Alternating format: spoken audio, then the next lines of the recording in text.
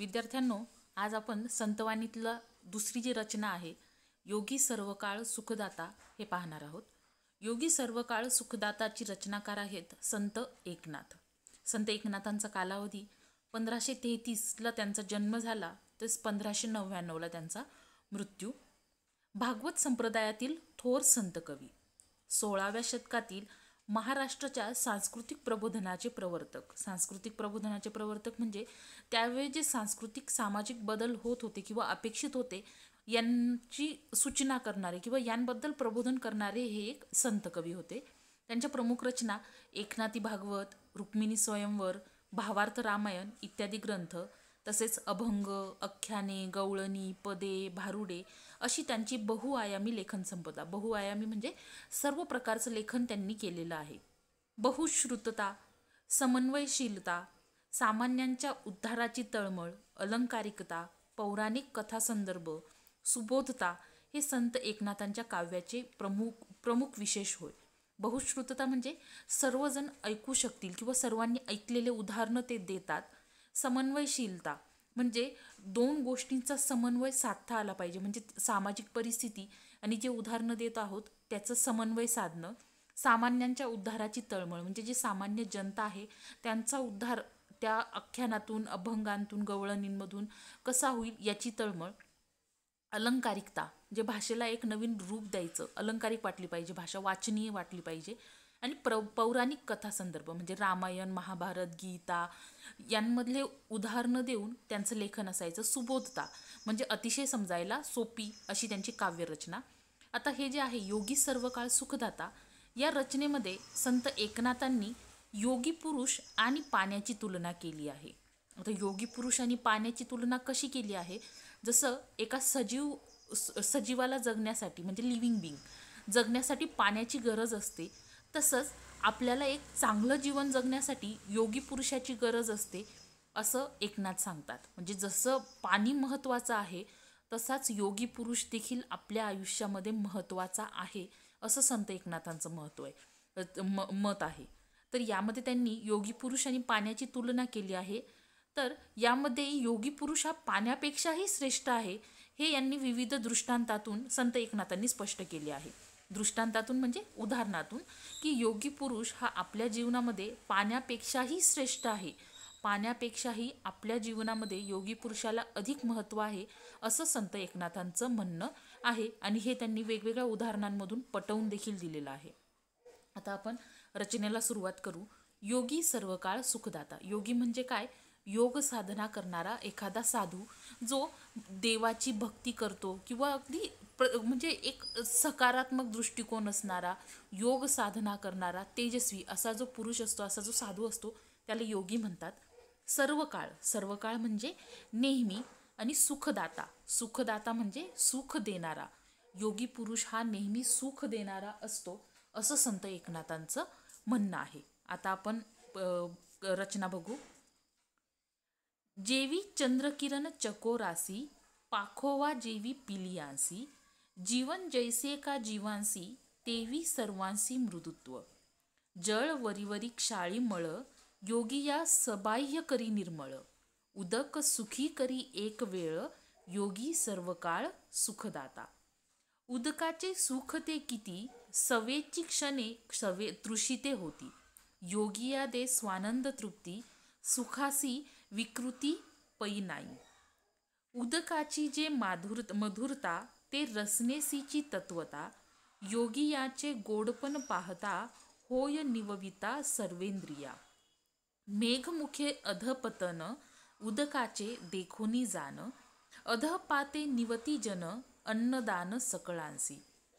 तैसे योगियासी खालुते येणे, जे इहलोकी जन्म पावने, जन निववी श्रवण कीर्तने, निज ज्ञाने उद्धारी. ही रचना आहे. आता आपण प्रत्येक ओळीचा अर्थ, त्यातले जे अवघड शब्द आहे ते पाहणार आहोत. पहिली ओळ. जेवी चंद्रकिरण चकोरासी, पाखोवा जेवी पिलियांसी.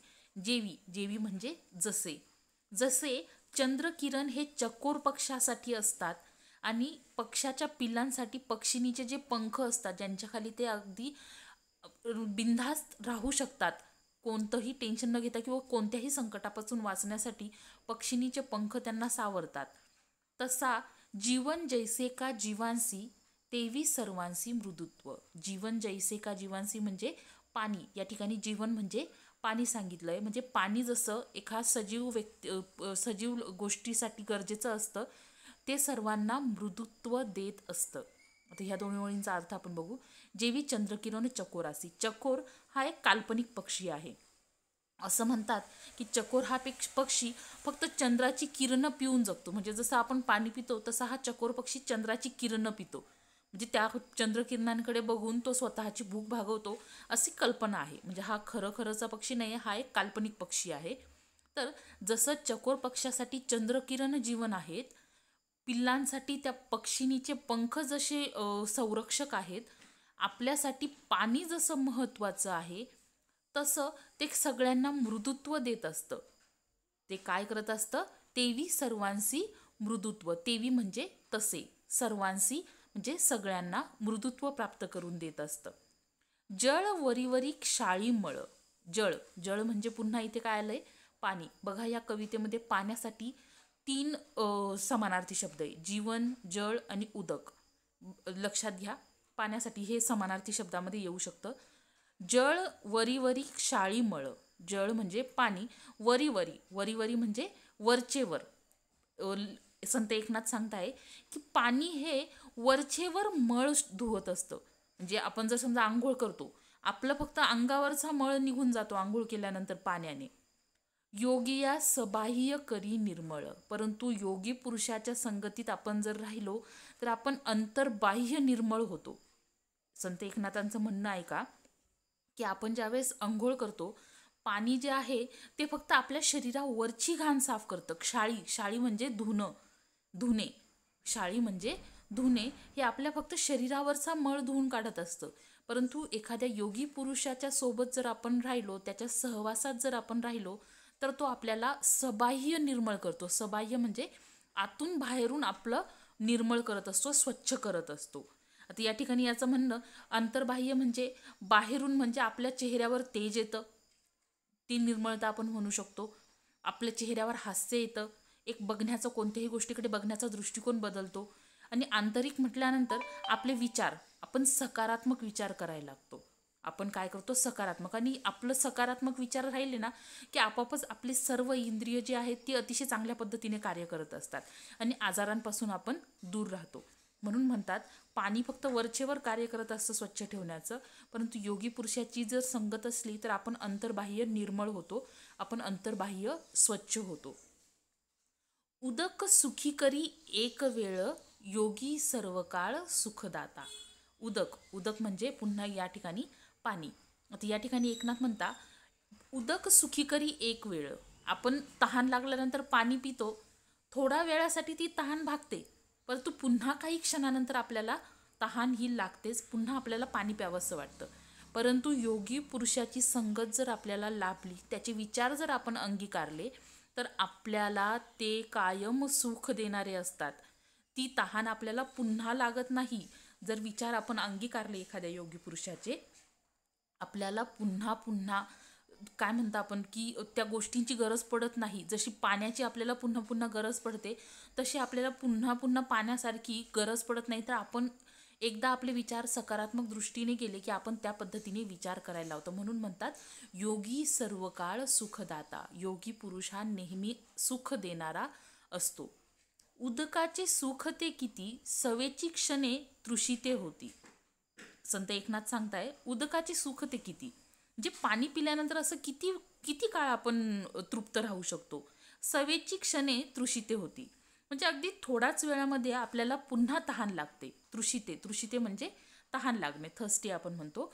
सवेची म्हणजे अगदी थोड्या वेळात पटकन पाणी पिल्यानंतर काही वेळानंतर आपल्याला पुन्हा तहान लागते. योगिया दे स्वानंद तृप्ती सुखासी विकृती पै नाही. संत एकनाथ सांगतात पाणी पिल्यानंतर पुन्हा आपल्याला थोड्या वेळात पटकन तहान लागणार, परंतु योगी पुरुषाच्या संगतीमध्ये आपल्याला स्वानंद तृप्ती होते. म्हणजे स्वानंद तृप्ती म्हणजे अगदी परमानंद प्राप्त होतो आपल्याला. त्या ठिकाणी आपली तहान ही भागून जाते, पूर्णपणे आपण तृप्त होतो. सुखासी विकृती पै नाही. म्हणजे आपल्याला जे सुख लाभतं योगी पुरुषाच्या सानिध्यामध्ये, त्यामध्ये कुठलीही वाईट गोष्ट नसते, कुठलीही विकृती नसते. पुढच्या ओळीत सांगताय, उदकाचे जे माधुरता, उदकाचे जे मधुरता ते रसनेसीची तत्वता. उदकाचे जी मधुरता, मधुरता म्हणजे गोडवा, उदक म्हणजे पाणी, की पाण्याचा जो गोडवा आहे, पाण्याचा जो गोडवा आहे ते रसनेसीची तत्वता. म्हणजे रसना, रसना म्हणजे जीभ, जिभेला समानार्थी शब्द रसना हा आहे. ते रसनेसीची तत्वता म्हणजे पाण्याची जी मधुरता आहे, पाण्याचा जो गोडवा आहे, हा फक्त जिभेपुरताच सीमित असतो, तो फक्त जिभेलाच जाणवतो. परंतु योगी पुरुषाचे जे गोडपण आहे ते आपल्या सर्व इंद्रियांना शांत करतं, सर्व इंद्रियांना तृप्त करतं. संत एकनाथ सांगताय, योगी याचे गोडपण पाहता होय निवविता सर्वेंद्रिया. म्हणजे पाण्याचा जो गोडवा आहे हा फक्त जिभेलाच तृप्त करतो किंवा जिभेपुरताच तो गोडवा सीमित असतो. परंतु योगी पुरुषाच्या सानिध्याचा जो गोडवा आहे तो आपल्या सर्व इंद्रियांना तृप्त करतो. निवविणे म्हणजे तृप्त करणे. पुढच्या ओळीत संत एकनाथ सांगताय, मेघमुखे अधपतन उदकाचे देखोनी जाणं. मेघमुखे अधपतन म्हणजे ढगातून ज्यावेळेस पाणी खाली येतं, उदकाचे देखोनी जाणं म्हणजे ढगांमधून ज्यावेळेस पाणी खाली येतं, म्हणजे पाऊस पडतो, त्याला सोप्या भाषेत आपण म्हणू शकतो पाऊस पडतो. अधः पाते निवती जन म्हणजे ज्यावेळेस पाऊस खाली पडतो, खालच्या पृथ्वीवरची जी लोक आहेत ती काय होतात, तृप्त होतात, शांत होतात. अन्नदान सकळांसी, आणि हा पाऊस पडल्यानंतर शेती व्यवस्थित होते, सगळ्यांना अन्नधान्य मिळतं, सगळेजण तृप्त होतात. कशासाठी? अन्नासाठी तृप्त होतात. तैसा योगियासी खालुते येणे.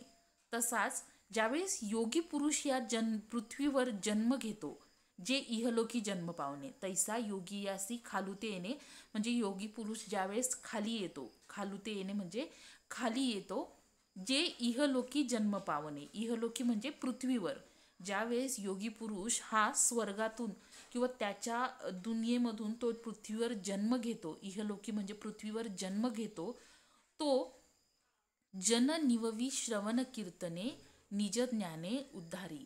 तो योगी पुरुष काय करत असतो, तर आपल्याकडे जे ज्ञान आहे ते ज्ञान श्रवण कीर्तनाने म्हणजे लोकांना ते ज्ञान वाटत असतो. तो कीर्तन करून, भारुड करून किंवा लोकांना उद्बोधन करून तो लोकांना ते ज्ञानाने तृप्त करत असतो आणि स्वतः जवळच्या ज्ञानाने त्या लोकांचा उद्धार करत असतो. उद्धार करणे म्हणजे मोक्ष प्राप्त करून देणे किंवा मुक्त करणे, त्यांना सर्व त्रासांपासून मुक्त करणे किंवा वाईट मार्गांपासून त्यांना मुक्त करणे. म्हणजे ज्या वेळेस आपण पाणी आणि योगी पुरुष यांची तुलना केली, आपल्याला या रचनेवरून पण लक्षात येतं की पाण्यापेक्षा आपल्या जीवनामध्ये एखाद्या योगी पुरुषाचे महत्त्व हे जास्त आहे. पाणी हे आपल्या आपण म्हणू शकतो फक्त काही गोष्टींसाठीच महत्त्वाचं आहे, म्हणजे जीवन जगण्यासाठी पाणी गरजेचं आहे. परंतु ते जीवन चांगलं जगण्यासाठी आपल्या आयुष्यामध्ये एक योगी पुरुषाची संगत आपल्यासाठी खूप महत्त्वाची आहे, असं संत एकनाथ सांगतायत.